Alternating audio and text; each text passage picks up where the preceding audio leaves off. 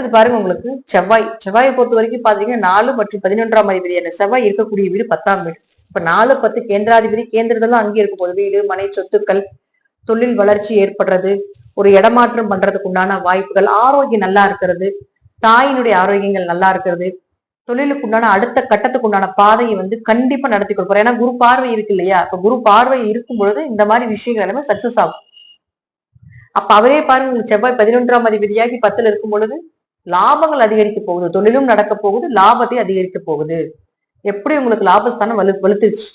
நீங்க தொழில் பண்ணாலும் பண்ணாட்டியும் உங்களுக்கு நின்றுட்டு இருக்கிற பணம், வெளியெல்லாம் கொடுத்த பணம், இதெல்லாம் திரும்பி வரப்போகுது. லாபங்கள் ஓரளவுக்கு நீங்க எதிர்பார்க்கறதுக்கு உண்டான விஷயம் நடக்க போகுது. அடுத்தது சுக்கிரன் 5-10 குடையவர். 5-10 குடையவரான சுக்கிரன் நீசமாகுது 9ஆம் தேதிக்கு மேல. அதுல மட்டும் கொஞ்சம் குழந்தைகளுடைய ஆரோக்கியத்துல கவனமா இருங்க. குடும்ப ஒற்றுமையில கொஞ்சம் கவனமா இருங்க. குலதெய்வ வழிபாடு கொஞ்சம் அதிகப்படுத்திக் கொள்ளுங்கள்.